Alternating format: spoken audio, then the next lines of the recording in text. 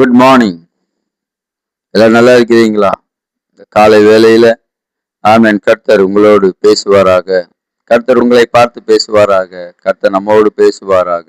ஆமென். எல்லாரும் நல்லா இருக்கிறீங்களா? ஆமென். அப்படின்னா ஆமென். இதை பார்த்து கொண்டிருக்கிற நீங்கள் என்னோடு கூட இந்த வேதத்தை நீங்கள் திருப்பிக் கொள்ளுங்கள். யோவான் 2ஆம் அதிகாரத்துல ஆமென் அங்கே 8வது வசனத்தை நான் உங்களுக்காக வாசிக்கிறேன். கவனமாய் கேளுங்கள். யோவான் 2ஆம் அதிகாரம் 8வது வசனம்.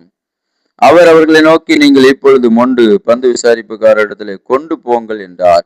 அவர்கள் கொண்டு போனார்கள். பிரியமானவர்களே, இன்றைக்கு வேலைக்கு பிரயாணமாய் போய்கொண்டிருக்கிற, ட்ரெயின்ல போய்கொண்டிருக்கிற, பஸ்ல போய்கொண்டிருக்கிற, ஆமேன், கார்ல போய்கொண்டிருக்கிற, ஷேர் ஆட்டோவில போய்கொண்டிருக்கிற, ஓலோ ஆட்டோவில போய்கொண்டிருக்கிற, 2 வீலர் 4 வீலர்ல போய்கொண்டிருக்கிற, ஆமேன், லிப்ட் கேட்டு போய்கொண்டிருக்கிற, ஆமேன், உன்னை பார்த்து இன்றைக்கு ஆண்டவர் சொல்லுகிறார். அங்கே பந்து விசாரிப்புக்காரிடத்திலே இயேசு சொல்லும் பொழுது அங்கே அவர்களை மொண்டு, நீங்கள் பந்து விசாரிப்புக்காரத்துக்கு கொண்டு போய் அதை அங்கே பழுமாறுங்கள் என்று சொன்னார். அவர்கள் அதை அப்படியே செய்தார்கள். பிரியமானவர்களே, இன்றைக்கு நீ வேலைக்கு போய்கொண்டு இருக்கிறாய். ஆமேன், வாகனத்தில் போய்கொண்டு இருக்கும் பொழுதே, 2 வீலர்ல ஆமேன், லிப்ட் கேட்டு போய்கொண்டு இருக்கும் பொழுதே நீ யோசனை பண்ணி கொண்டு இருக்கிறாய். ஆமேன், நான் எங்க வேலைக்கு போக, அங்க போய் என்ன வேலை செய்ய, என்ன கருமத்தை செய்ய, போயிட்டு ஓபி அடிச்சுட்டு தான் வரணும் என்று சொல்லுகிறாய். இல்லை, இங்க இயேசு உன்னை பார்த்து சொல்லுகிறார். அவர் பந்து விசாரிப்புக்காரிடத்திலே தண்ணீரை திராட்சரசமாய் மாற்றி நீங்கள் அதை மொண்டு அங்கே போய் நீங்கள் பந்தி ஆமேன் பழுமாறுங்கள் என்று சொல்லுகிறார். அவர்கள் அப்படியே செய்தார்கள். பிரியமானவர்களே, இன்றைக்கு உன் எஜமான் என்ன சொல்லுகிறார்கள் அதை அப்படியே கேள். அது கஷ்டமோ நஷ்டமோ அதை அப்படியே செய். அவர் திட்டுறாரோ, உன்னை ஆசீர்வதிக்கிறாரோ அதை நீ ஏற்றுக்கொள். இங்க ஏசப்பா அப்படிதான் அந்த மனிதர்களை பார்த்து சொன்னார். பிரியமானவர்களே, நீயாவது வேலைக்கு போய் கொண்டு இருக்கிறாய், ஒரு டென்ஷன் இல்லை. உனக்கு மாத சம்பளம் 22,500 ரூபாய் வருகிறது. உனக்கு 17,890 ரூபாய் உனக்கு வருகிறது. ஆனால் இங்கே ஆமேன் இயேசு அங்கே இருக்கிறவர்களை பார்த்து ஆமேன் தண்ணீரை, வெறும் தண்ணீரை, ஆமேன் வெறும் தண்ணீரை ஆமேன் அவர் திராட்சரசமாய் மாற்றி அவர்களிடத்திலே கொண்டு போகிறார். பிரியமானவர்களே, இது எவ்வளவு ஒரு வியர்க்கத்தக்கமான ஒரு காரியம், எவ்வளவு ஒரு அதிசயமான காரியம். சற்று நீங்கள் சிந்தித்து பார்த்தது உண்டால். ஆனால் நீ வருஷ கணக்கில் வேலை செய்கிறாய். ஏன் வேலை செய்கிறேன் என்று சொல்லுகிறாய்? எதற்காக ஆமேன் அழுகிறேன் என்று தெரியவில்லை. எதற்காக புலம்புகிறாய் என்று தெரியவில்லை. உனக்கு சம்பளம் 17,890 ரூபாய் வருகிறது. 22,500 ரூபாய் உனக்கு சம்பளம் வருகிறது. நீ ஏன் புலம்ப வேண்டும்? அல்லேலூயா. இங்கே இயேசு தண்ணீரை திராட்சரசமாய் மாற்றி ஆமேன் மொண்டு பந்து விசாரிப்பு செய்யுங்கள் என்று சொல்லுகிறார். அவன்தான் பயப்பட வேண்டும், அவன்தான் அச்சப்பட வேண்டும். நீ ஏன் கவலைப்படுகிறாய்? நீ ஏன் தயங்குகிறாய்? நீ ஏன் புலம்புகிறாய்? மகனே, உனக்கு சம்பளம் உண்டு, நல்ல பிஎஃப் உண்டு, நல்ல பென்ஷன் உண்டு, நல்ல போனஸ் உண்டு, நல்ல வீடு உண்டு, உனக்கு ஆமேன் போவதற்கு வாகனம் உண்டு. நீ ஏன் பயப்பட வேண்டும்? இந்த தண்ணீர் கொண்டு போகிறவன் தான் பயப்பட வேண்டும், நடுங்க வேண்டும். அவனே போய் மொண்டு ஆமேன் அமைதியாக போய் பந்து விசாரிப்பு செய்கிறான் என்று சொன்னால் நீ அவனை காட்டில் நீ பாக்கியவான் அல்லவா? கர்த்தர் உன்னோடு பேசிக் கொண்டு இருக்கிறார். ஆமேன், லெப்ட் கேட்டு போய் கொண்டிருக்கிற பைக்கில் உன்னோடு பார்த்து பேசிக் கொண்டிருக்கிறார். ஆமேன், காட் பிளஸ் யூ. கர்த்தர் இன்றைக்கு உன்னை ஆசீர்வதிக்க போகிறார். கர்த்தர் உன்னை இன்னைக்கு மாற்ற போகிறார். கர்த்தர் உன்னை பலப்படுத்த போகிறார். கர்த்தர் உன்னை உயர்த்த போகிறார். கர்த்தர் உன்னை காண போகிறார். கர்த்தர் இன்றைக்கு உன்னை சந்திக்க போகிறார். கர்த்தர் உனக்கு ப்ரமோஷனை கொடுக்க போகிறார். சம்பள உயர்வை கொடுக்க போகிறார். நீ வாகனத்திலே ஆமேன் திட்டிக் கொண்டு பேசிக்கொண்டே புலம்பிக் கொண்டு போகிற உன்னை பார்த்து சொல்லுகிறார், உனக்கு ப்ரமோஷன், உனக்கு ப்ரமோஷன், உனக்கு ப்ரமோஷன்.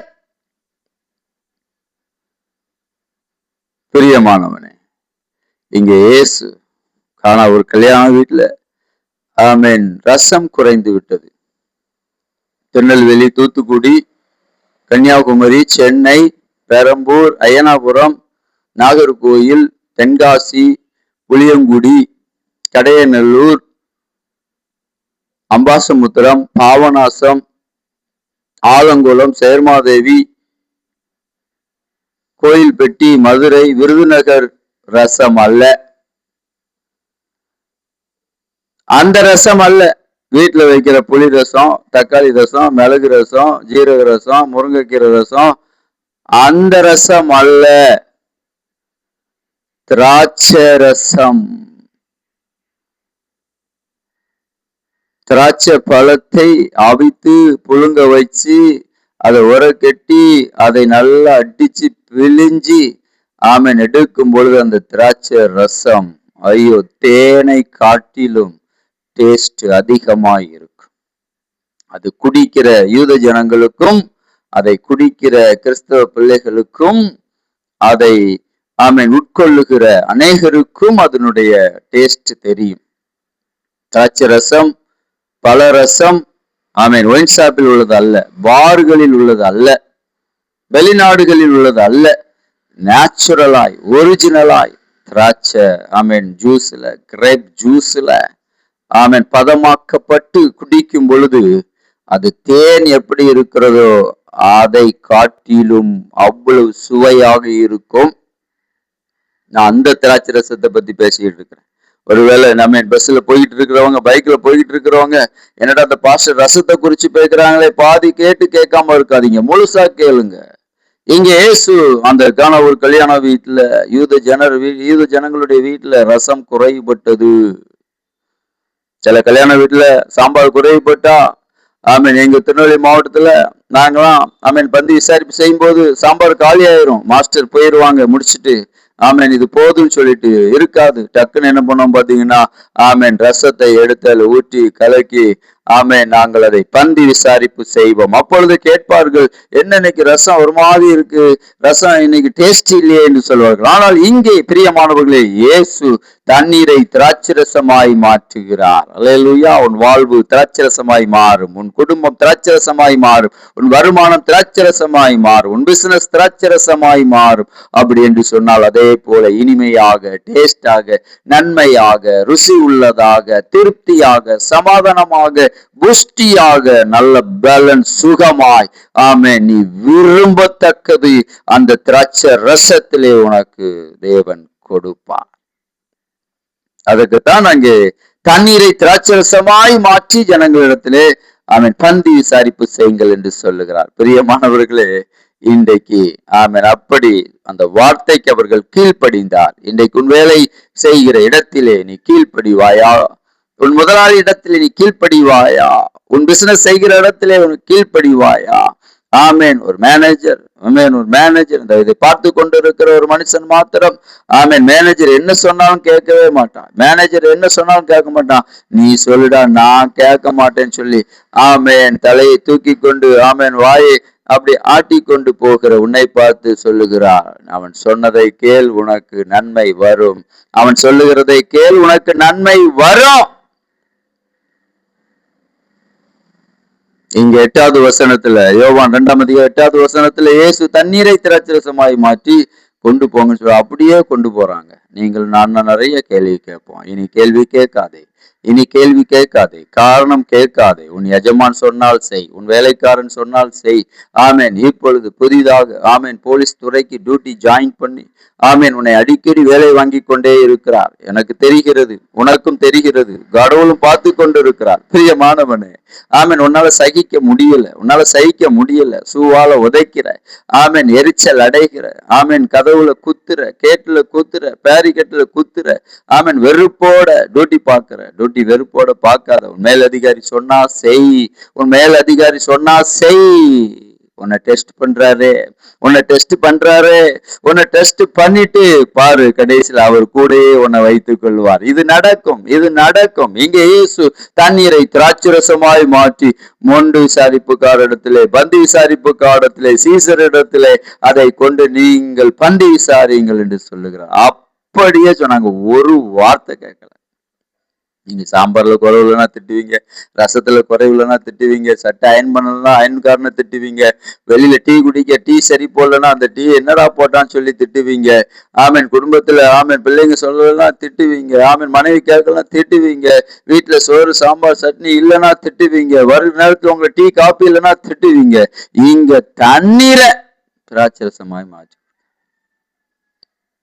திராட்சை ரசத்தை வாங்கிட்டு ஜூஸை வாங்கிட்டு குடிங்கன்னு சொன்னாலே, ஐயோ கோல்டு பிடிச்சிருக்கு இப்பதான் குடிச்சான்னு சொல்லி மழுப்புவோம். ஆனா குடிக்க ஆசை தான் இருக்கும், ஆனா மழுப்புவோம். ஆனா இங்க கண்ணு முன்னாடியே தண்ணீரை ஜெபம் பண்ணாரான்னு தெரியல, என்ன பண்ணாருன்னு தெரியல, மொண்டு போய் கொடுங்கன்னு சொல்றாரு.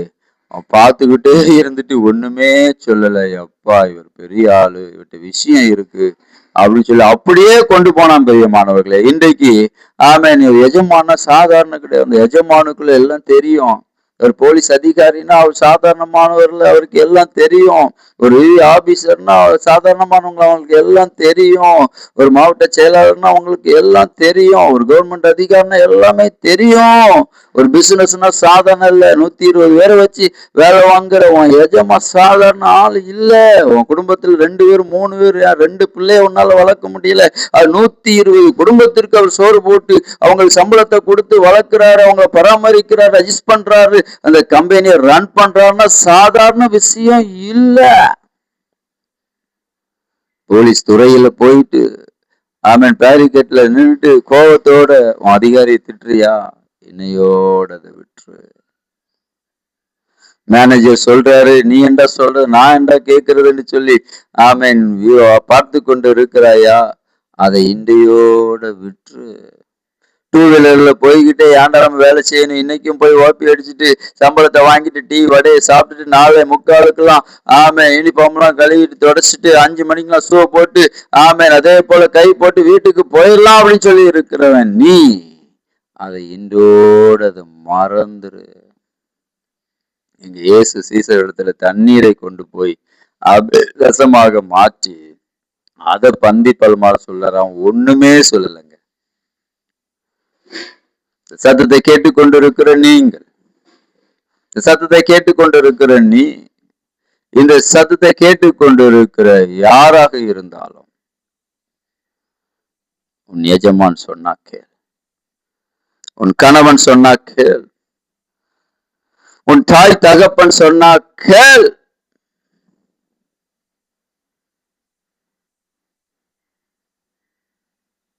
அது உனக்கு நன்மையை கொண்டு வரும். அது உனக்கு நன்மையை கொண்டு வரும். 8வது வசனத்தில் அவர் சொல்லுகிறார், அவர்களை நோக்கி நீங்கள் இப்பொழுது மொண்டு பந்தி விசாரிப்புக்காரிடத்தில் கொண்டு போங்கள் என்றார். அவர்கள் கொண்டு போனார்கள். முழிக்கல, நிக்கல, கேட்கல, திரு திரு திரு திரு திரு திரு திரு திரு திரு திருன்னு முழிக்கல. என்ன ஏசப்பான்னு கேட்கல, இது நல்லா இருக்குமான்னு கேட்கல. அவர்கள் கொண்டு போனார்கள். கொண்டு போனதுனால அவங்களுக்கு ப்ரமோஷன் எப்படி வந்துச்சு தெரியுமா? நான் வாசிக்கிறேன், வாசித்து நான் முடித்து உங்களுக்காக ஜெபிக்கிறேன். 10வது வசனம், நீங்க கொண்டு போகல அப்படின்னா எந்த மனுஷனும் முன்பு நல்ல திராட்சை கொடுத்து திருப்திப்படுத்துவான். ஆனா இது என்னடா, பாதியில ரசம் வருது, அது விட சூப்பரா இருக்குன்னு சொல்றான். பிரியமானவனே, இன்னைக்கு பாதியில வந்திருக்கியா? நீ வேலைகளை ஜாயின் பண்ணி 6 மாசம் 8 நாள் தான் ஆகுதுன்னு வருத்தத்தோட இருக்கிறியா? 8 வருஷம் 8 நாள் ஆகுது எனக்கு ப்ரமோஷனே இல்லை அப்படின்னு சொல்லிட்டு இருக்கியா? 17 வருஷமா வேலை செய்யறேன், எனக்கு எந்த இன்கிரிமெண்ட் இல்லை, எனக்கு ஒரு வீடு இல்லை, ஒரு காரு இல்லை, எனக்கு மேனேஜர் டியூட்டியே இல்லைன்னு சொல்லி நீ ஃபீலிங்ல இருக்கிறாயா? கல்யாணம் முடிந்து பாதி முடிஞ்சிட்டுங்க, சாப்பாடு பாதி முடிஞ்சிட்டு, அதே போலதான் வாழ்க்கை பாதி முடிஞ்சு போயிருக்கு. உனக்கு டேஸ்ட் வருகிறது, சுவை வருகிறது, இனிமை வருகிறது, உயர்வு வருகிறது, சமாதானம் வருகிறது, சந்தோஷம் வருகிறது, மேன்மை வருகிறது, சொந்த வீடு வருகிறது, உனக்கு ப்ரமோஷன் வருகிறது, மேனேஜர் ப்ரமோஷன் உனக்கு வருகிறது. கல்யாண வீட்லயும் உடனே இல்லை, பாதி முக்கால்ல ரசம் காலியாவது வருகிறார். இன்றைக்கும் வாழ்க்கை பாதி காலி ஆயிட்டு, அரை காலி ஆயிட்டு, முக்கால் காலி ஆயிட்டு அப்படின்னு சொன்னா எனக்கு வயசாகிட்டு போயிட்டே இருக்கு, பிள்ளைங்க பெரிய ஆள் ஆகிட்டே இருக்கிறாங்க, என் தேவைகள் அதிகமா இருக்கிறதுன்னு ஒருவேளை நீ இதே போல நீ சொல்லி கொண்டு இருக்கலாம். எண்டு வருகிறது, எண்டு வருகிறது, முடிவு வருகிறது, உனக்கு தொடக்கம் வருகிறது, உனக்கு ப்ரமோஷன் வருகிறது உனக்கு. ஆனா நீ உன் வேலையை நீ செய்ய. இங்கே அவர்கள் வேலையை அவர்கள் செய்தார்கள். இயேசு சொன்ன வேலையை அவர்கள் செய்தார்கள். கொண்டு அப்படியே போய் ஊத்தினார்கள் எல்லாருக்கும் ரசம் குடிக்கிறதுக்கு. கிளாஸ்ல, பரணி கிளாஸ்ல, கண்ணாடி கிளாஸ்ல, மண் கிளாஸ்ல, அந்த காலங்கள்ல என்ன கிளாஸோ தெரியல, அந்த கிளாஸ்ல எல்லாருக்கும் ரசத்தை ஊற்றி குடிக்க கொடுத்தார்கள். அவங்க தான் கேட்கறாங்க, எங்க இருந்து வந்தது? இன்னைக்கு பின்னாடி வந்திருக்கிற நீ, உன்னை யாருமே மதிக்கலன்னு நினைக்கிற, முன்னாடி வந்திருக்கிற உன்னை யாருமே மதிக்கலன்னு சொல்ற. இன்னைக்கு ஆமென். அதுக்கு முடிவு வருகிறது. இன்னைக்கு முடிவு வருகிறது. God bless you. கவலைப்படாதே, கவலைப்படாதே. கர்த்தர் உன்னை மாற்றுவார், கர்த்தர் உன்னை ஆசீர்வதிப்பார். ஆமென். நான் உங்களுக்காக ஜெபிக்கட்டுமா? எங்களை நேசிக்கிற நல்ல தகப்பனே, இந்த யோவான் 2ஆம் அதிகாரம் 8வது வசனம் 10வது வசனத்தின்படி ஆண்டவரை, யாரெல்லாம் இதை பார்த்து கொண்டு பிரயாணம் பண்ணி கொண்டு இருக்கிறார்களோ, ட்ரெயின்ல, பஸ்ல, 2 வீலர்ல, 4 வீலர்ல, ஷேர் ஆட்டோவில், ஆண்டவரை ஓலோ புக் பண்ணி, ஆண்டவரே அப்பா கை போட்டு யாரெல்லாம் போறார்களோ, கர்த்தர் அத்தனை பேர்களுக்கும் இன்றைக்கு நிரந்தரமான வேலை, இன்றைக்கு நிரந்தரமான வருமானம், இன்றைக்கு நிரந்தரமான சந்தோஷம், நிரந்தரமான சமாதானம் உண்டாவதாக. விசேஷமாய் ப்ரமோஷன் உண்டாவதாக. நிச்சயமாய் ப்ரமோஷன் உண்டாவதாக. நிச்சயமாய் உனக்கு ப்ரமோஷன் உண்டாகிறது என்று இயேசு சொல்லுகிறார். தகப்பனை உமக்கு நன்றி செலுத்துகிறோம். கர்த்தரை கேட்கிற, பார்க்கிற, ஜெபிக்கிற ஒவ்வொருவரையும் ஆசீர்வதிப்பீராக. God bless you, God bless you. கர்த்தர் உங்களோடு கூட இருப்பாராக. ஆமேன், ஆமேன். மிகவும் பிரியமானவர்களே, இந்த நாளிலே இது உங்களுக்கு பிரயோஜனமாக இருந்தால், நன்மையாக இருந்தால், எங்களுக்காக ஜெபிக்கவும், இந்த ஊழியத்தை நீங்கள் தாங்கவும் நீங்கள் மறக்க வேண்டாம். கர்த்தர் உங்களோடு பேசுவாராக. ஆமீன். உங்களுக்கு ஜெபிக்க வேண்டும் என்றால், நாங்கள் உங்கள் வீட்டுக்கு வர வேண்டும் என்றால், எங்களோடு தொடர்பு கொள்ள வேண்டும் என்று சொன்னால், கீழே திரையிலே காண்கிற போன் நம்பரை நீங்கள் அழைக்கும் பொழுது நாங்கள் உங்கள் வீட்டுக்கு வருவோம். இல்லை நீங்கள் எங்களை பார்க்க வர வேண்டும் என்றாலும் வரலாம். கர்த்தர் உங்களை ஆசீர்வதிப்பார். கர்த்தர் உங்களை ஆசீர்வதிப்பார். God bless you. God bless you.